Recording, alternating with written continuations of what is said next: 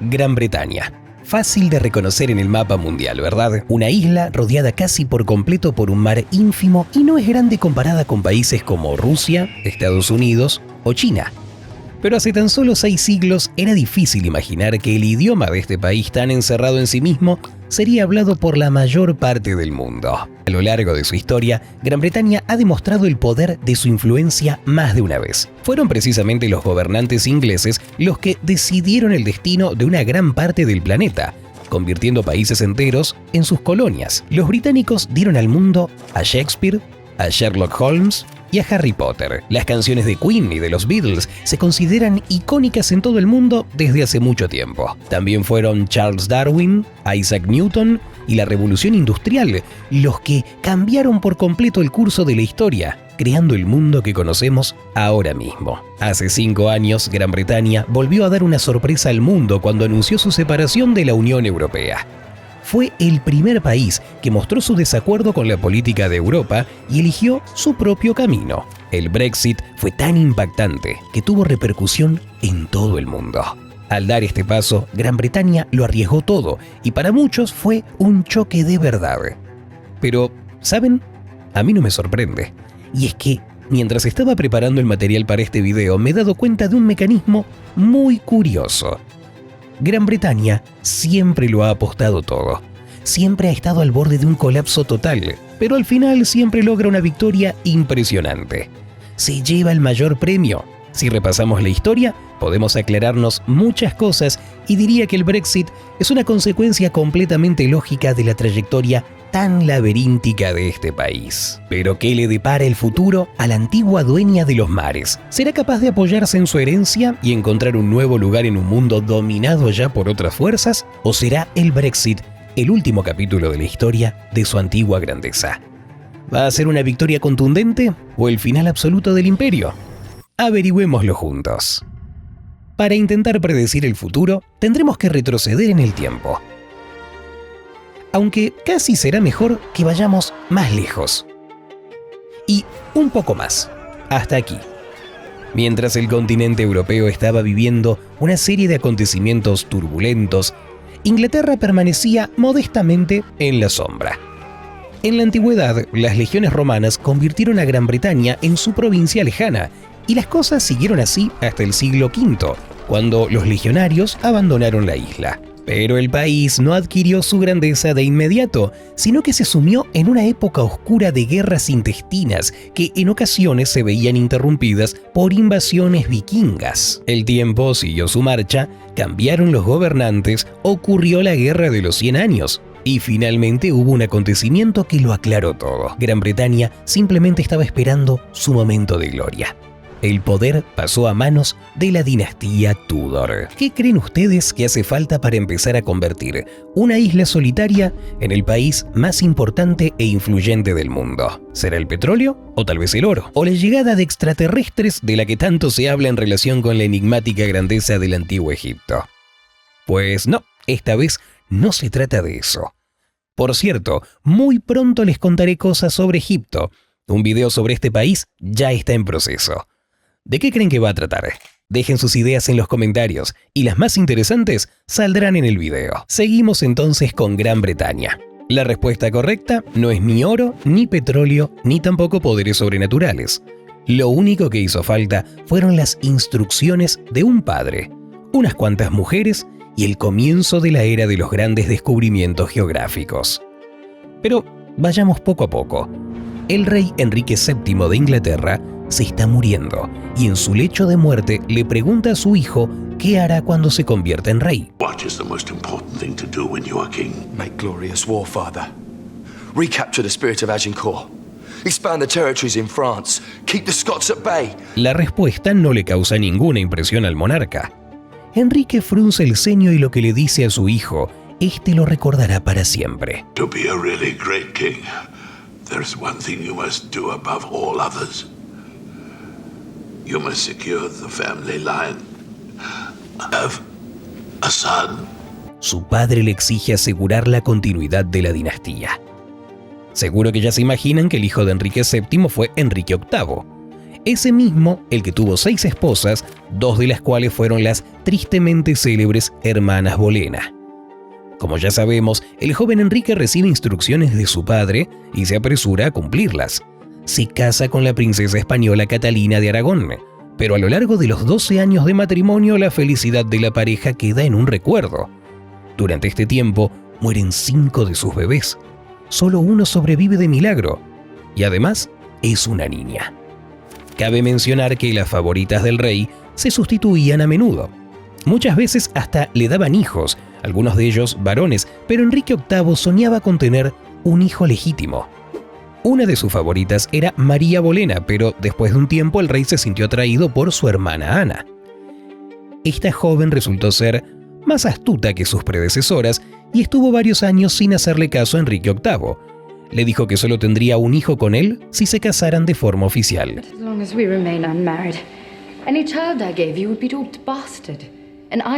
Por cierto, existe una película muy buena sobre este tema, Las Hermanas Bolena, que se las recomiendo si quieren saber más sobre las intrigas en la Casa Real Británica de esa época. Enrique estaba dispuesto a hacer cualquier cosa por el bien de Ana Bolena y exigió al Papa que anulara su primer matrimonio con Catalina de Aragón. La Roma católica se negó a hacerlo y Enrique VIII decidió romper con Ana no, con la fe católica para toda Gran Bretaña. Fue la primera vez que Gran Bretaña se la jugó de verdad. Enrique se autoproclamó jefe de la iglesia anglicana y al final se casó con Ana Bolena. Es curioso, pero ella nunca le dio un hijo y por esa razón más tarde la decapitó. Aunque esa ya es otra historia. La renuncia de Gran Bretaña al catolicismo cambió el rumbo del país. Por su propia voluntad, Gran Bretaña rompió todas sus relaciones con el resto de Europa. Sus vecinos quedaron perplejos, algunos incluso se vieron dispuestos a declararle la guerra. Y no se sabe qué habría sido de Gran Bretaña exiliada si no hubiera comenzado la era de los grandes descubrimientos geográficos. Entonces, el hecho de estar rodeado del mar se convirtió para este país no en una carga, sino en una salvación. Después de un tiempo llegaría el turno de Isabel I, hija de los mismos Enrique VIII y Ana Bolena, de ascender al trono. La situación que iba a encontrar no era la mejor para ella. El tesoro estaba vacío y los vecinos católicos se burlaban de la joven reina ya que no reconocieron el segundo matrimonio de Enrique VIII. La historia de Inglaterra parecía estar encaminada hacia un fracaso total. Pero Isabel se la jugó una vez más y ganó. Por cierto, ahora mismo ustedes también pueden hacer una apuesta. Suscríbanse al canal y después de ver este video hasta el final, compártanlo con sus amigos. Prometemos publicar única y exclusivamente materiales interesantes, así que su victoria, en este caso, está garantizada. La clave del éxito de Isabel fue, y probablemente se sorprendan, porque se trata de una cosa muy moderna: la promoción de una marca personal. Mientras que otras mujeres buscaban concebir un matrimonio beneficioso para el país, Isabel I se declaró reina virgen. «Estoy casada con Inglaterra», dijo, y su popularidad entre los ingleses alcanzó un auge sin precedentes. A Isabel le pidieron matrimonio docenas de príncipes europeos, incluyendo a Iván el Terrible. Habría sido interesante una unión así. La reina estuvo décadas negociando y alimentando la posibilidad de un matrimonio, pero siempre daba marcha atrás en el último momento. De esta manera logró retrasar guerras en varias ocasiones y debilitar la influencia que tenían otros países en Inglaterra. El reinado de Isabel fortaleció al país, ya que convirtió a la flota británica en la mejor del Atlántico. Todo esto parecía una preparación para el siglo XVIII, cuando una cosa quedó clara para todos: Gran Bretaña tenía su propio camino. Mientras que otros países europeos se desangraban en guerras vecinales, Inglaterra dedicó todas sus fuerzas a la conquista de territorios de ultramar. Y por cierto, esta vez también se olvidó de las reglas y corrió riesgo. Para 1494, España y Portugal firmaron el Tratado de Tordesillas, según el cual el mundo entero se dividía únicamente entre estos dos países. Pero como habrán adivinado, Gran Bretaña ignoró la decisión de sus vecinos, ocupando parte de América e incluso arrebatando Nueva Ámsterdam a los holandeses y rebautizándola como Nueva York. La cima del poder del Imperio Británico fue su etapa colonial. Los ingleses promovieron la idea de una gran misión civilizadora. Acorde con esta idea, India, África, Latinoamérica, Birmania, Hong Kong y todos los demás países, es decir, prácticamente todo el mundo, excepto Gran Bretaña, estaba poblado por gente salvaje, atrasada, vulgar, y había que acudir a esta gente para enseñarle la ley, el orden, el comercio, la moral. Así fue como la trata de esclavos y los recursos naturales de las colonias le aportaron a Gran Bretaña una riqueza inmensa. Esto se observa muy bien a través de la historia de Robert Clive, uno de los colonos más crueles y ricos. Poco después, los ingleses lo llamarían el amo de la India y los indios el demonio blanco. Pero todo comenzó en una oficina bochornosa donde Clive trabajaba como asistente. Estaba ya tan harto de ese trabajo aburrido que, deprimido ya del todo, decidió unirse al ejército de la Compañía de las Indias Orientales. Solo le quedaba esperar el momento oportuno para demostrar lo que valía. Y ese momento llegó. Con apenas 26 años se convirtió en un héroe por haber defendido una fortaleza durante 50 días con un puñado de soldados en el sur de la India. La carrera del joven Clive fue viento en popa y al cabo de un tiempo pudo repetir su hazaña derrotando esta vez a 50.000 bengalíes. Cabe mencionar que los soldados que Clive tenía en su ejército eran 10 veces menos. Robert Clive llegó a gobernar una gran parte de la India. Las ganancias que aportó a Gran Bretaña se calcularon en cantidades inmensas, pero con el tiempo se reveló que Clive se hacía un buen dinero también. Así, un oficinista que se alistó en el ejército por puro aburrimiento se convirtió en una de las personas más ricas del siglo XVIII. Es más, mientras fue gobernador de las colonias indias, más de 10 millones de bengalíes murieron de hambre. Si tan solo supiera el Imperio Británico que las mismas colonias que le dieron poder y riquezas lo destruirían. Fue el principio del fin del continente europeo. 1763, Gran Bretaña derrota a Francia en la Guerra de los 7 Años, pero se topa con una deuda terrible. Es entonces cuando el imperio se acuerda de sus colonias. Se establecen varios impuestos nuevos. Uno de ellos, la ley del impuesto de timbre, la más conocida. Según esta ley, las colonias debían pagar un impuesto por hacer cualquier documento. Si registras una empresa, tienes que pagar un impuesto. Si cierras un trato, también. Por supuesto que a los residentes de las colonias, que ya enviaban grandes cantidades de dinero al extranjero, no les gustó nada esta decisión. Así que las protestas comenzaron. Fue entonces cuando los vecinos, Francia, España y Holanda, decidieron actuar. A ninguno le hacía gracia la idea de tener un vecino poderoso y caprichoso, y entonces estos países vieron en la guerra de independencia de Estados Unidos una oportunidad para recuperar su antigua grandeza. El resultado ya sabemos cuál es. Estados Unidos dejó de ser una colonia. Gran Bretaña logró mantener su estatus de imperio a pesar de haber perdido, pero Europa ya no volvió a ver a este país como una fuerza invencible. La siguiente tragedia llegó de donde nadie la esperaba. Finales del siglo XVIII, la Gran Revolución Francesa sacude a Francia. Al principio, el primer ministro británico, William Pitt, el joven, la calificó como un asunto interno de Francia. Pero tras la ejecución pública de Luis XVI y María Antonieta, toda la monarquía europea quedó impactada. Estaba claro que podían ser los siguientes: Gran Bretaña, Austria, Prusia, España, todos se unieron urgentemente en una coalición antifrancesa.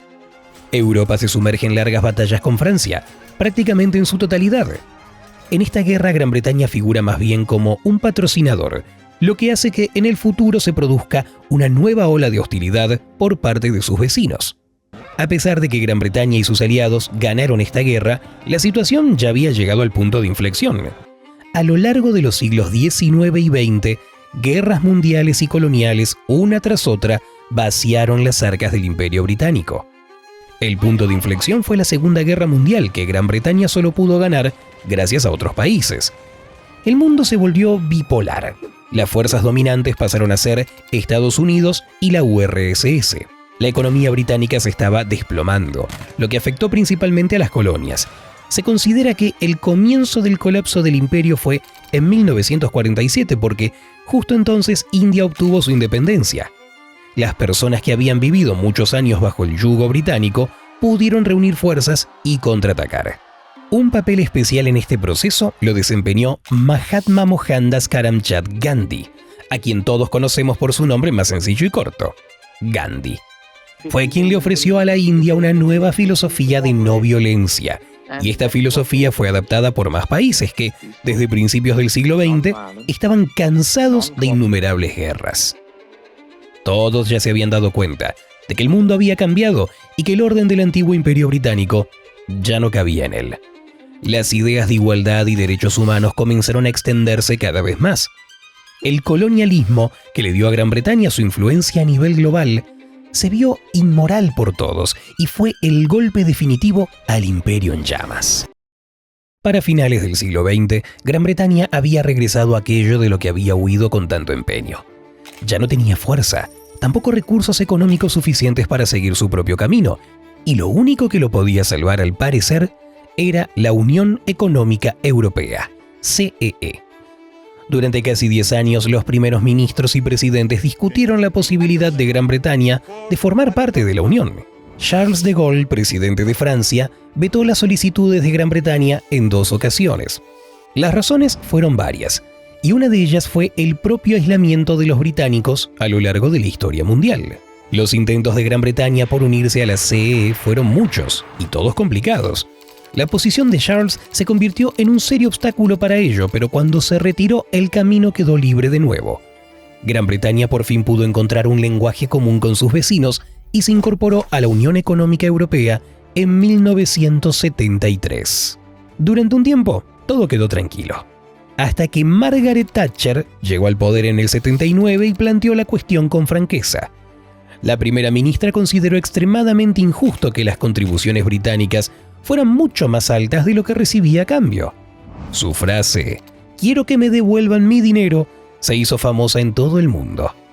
Varios años de duras negociaciones con otros países de la Unión Europea le ayudaron a Thatcher a lograr su meta. Llegó a un acuerdo según el cual Gran Bretaña recibiría una devolución anual de una parte de sus contribuciones. Pero aunque los británicos quedaron muy contentos con este logro, el acuerdo generó tensiones entre Francia y Alemania.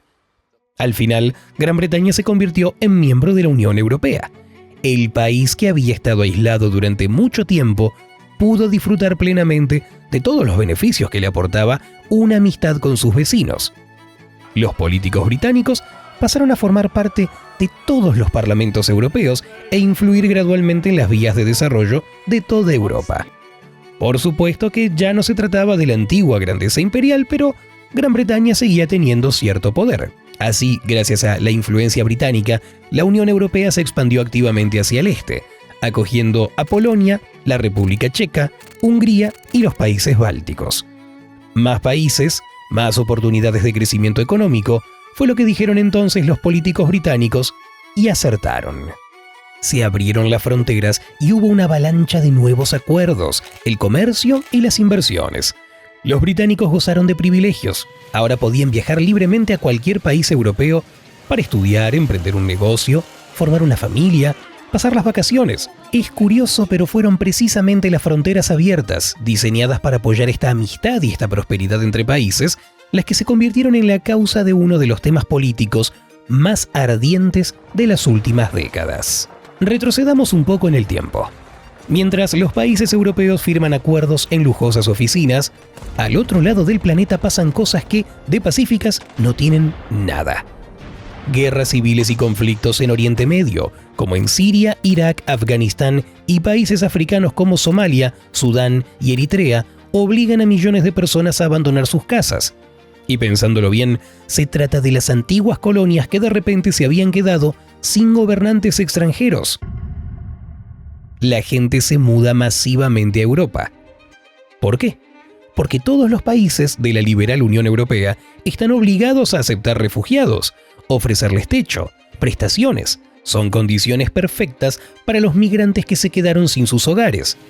Y es por eso que millones de personas se dirigen en masa hacia la próspera y maravillosa Gran Bretaña. Año tras año, el gran imperio se va poblando de refugiados que traen consigo no solo a sus familias, sino también a su cultura, su religión, sus costumbres. Cualquiera diría que el carácter reservado de los británicos, endurecido por una vida separada del resto, debía cambiar e ir disolviéndose poco a poco gracias a la fusión de diversas culturas europeas. Pero esto no ocurrió. A pesar del crecimiento económico, una parte considerable de los habitantes de Gran Bretaña estaba insatisfecha con la situación actual. A los británicos, gente orgullosa e históricamente acostumbrada a las grandes conquistas, les resultaba difícil seguir las normas generales. Bruselas, sede de la autoridad central de la Unión Europea en la que se toman las decisiones más importantes, comenzó a parecerles una potencia extranjera.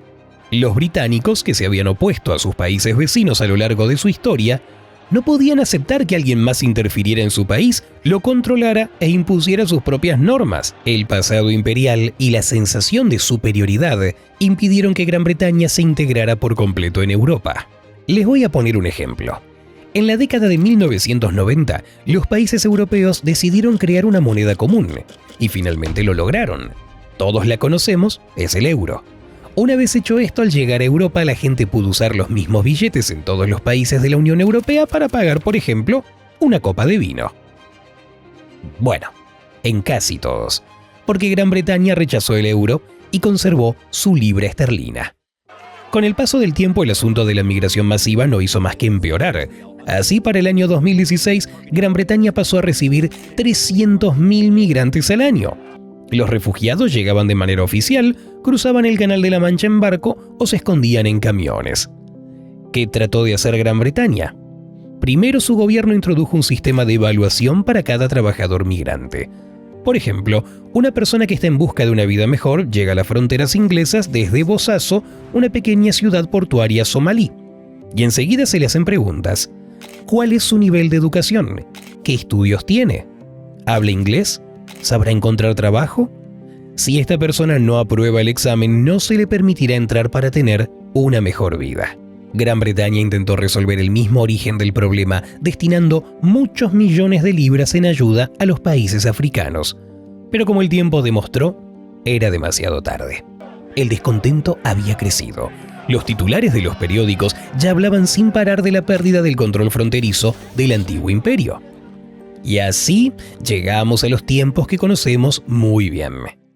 Señores, el té de las 5 de la tarde y la antigua grandeza imperial de Gran Bretaña han quedado en el pasado. La apertura de fronteras atrajo al país a millones de migrantes. Ahora los refugiados llenan las calles de Londres y de otras grandes ciudades. A pesar de que han pasado casi 40 años desde las exigencias de Margaret Thatcher, los problemas siguen ahí. Todos los años Gran Bretaña estuvo invirtiendo unas cantidades enormes en la Unión Europea y a cambio solo recibía problemas económicos. Por ejemplo, en 2015, este país transfirió unos 13.000 millones de libras al presupuesto de la Unión Europea y solo recibió 4.500 millones, o sea, casi 3 veces menos. No son unos cálculos prometedores. Creo que eso queda claro. En 2016 se celebró un referéndum que dio inicio al proceso conocido mundialmente como Brexit, y su lema fue «Recuperemos el control». 4 años después, en 2020, Gran Bretaña dejó oficialmente de ser miembro de la Unión Europea y recuperó su independencia. El proceso fue difícil, nadie quería que Gran Bretaña con sus riquezas abandonara la antigua Commonwealth, y Francia y Alemania menos que el resto.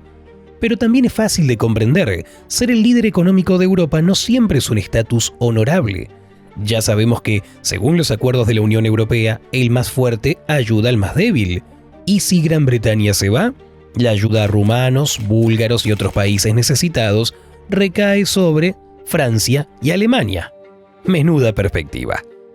Pero también hubo países que apoyaron la decisión del antiguo imperio, entre ellos China y, por supuesto, Estados Unidos, representado por Donald Trump. Como es de suponer, el interés amistoso no era la única razón de ello. Gran Bretaña había cortado abruptamente sus lazos con los vecinos. Ahora iban a poder establecer nuevos acuerdos comerciales con este país y no se lo querían perder. El proceso fue difícil, hubo muchos oponentes, incluso dentro de Gran Bretaña. Hubo 2 bandos que se enfrentaron. Los primeros no querían correr riesgos, buscaban estabilidad y también amistad, débil pero habitual con sus vecinos. Y los segundos buscaban recuperar la independencia, la antigua grandeza de Gran Bretaña, incluso si para ello hubiera que arriesgarlo todo. Una vez más en la historia, Gran Bretaña se la jugó. corrió un gran riesgo: las relaciones con sus vecinos, la economía, su sueño de volver a su pasado imperial. Los herederos del gran imperio que nunca podría ser derrotado y el amo de los mares no pudieron aceptar el papel secundario de Inglaterra. Esta gente, que durante siglos se consideró una nación especial, un imperio, no pudo integrarse plenamente en la Europa común. Siempre se consideró superior al resto. El Brexit solo confirmó que los británicos jamás estuvieron dispuestos a renunciar a la idea de su propio excepcionalismo, y tampoco iban a estarlo ahora. El Brexit fue una consecuencia lógica, aunque discutible, del pasado de Gran Bretaña. Fue su intento de recuperar el control y la independencia en un mundo cuyo centro ya no era Londres. Han pasado 5 años desde que Gran Bretaña se marchó de la Unión Europea, y hasta ahora las consecuencias no han sido nada positivas. Vamos a analizar las cifras. Es evidente que su comercio con la Unión Europea ha caído en picado. Solo en los 3 primeros años Gran Bretaña ha perdido 100.000 millones de libras. Más de 1 millón de trabajadores de Europa han abandonado Gran Bretaña y han regresado a sus países. ¿El resultado? El siguiente: la agricultura, la construcción, la medicina, el transporte se han quedado sin mano de obra y hay escasez de personal. Las mayores empresas financieras también han abandonado Inglaterra y han retirado unos 800.000 millones de libras de Londres, y es una cantidad enorme.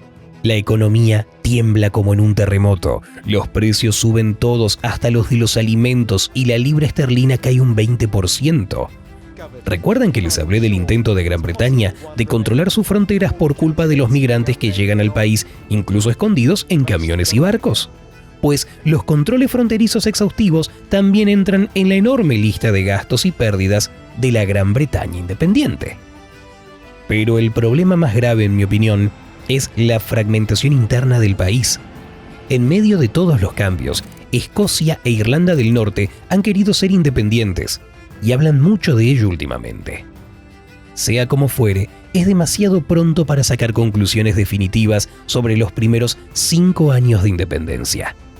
Es difícil suponer qué pasará con las ambiciones británicas en el futuro. La influencia del Imperio Británico quedó en el pasado, pero el mundo entero sigue pendiente de las bodas y los funerales de los miembros de la familia real. Enseña inglés a sus hijos y vuelve a leer a Shakespeare y a Conan Doyle una y otra vez. No debemos olvidar que Gran Bretaña sigue teniendo sus armas nucleares y por lo tanto es capaz de influir en las acciones de otros países.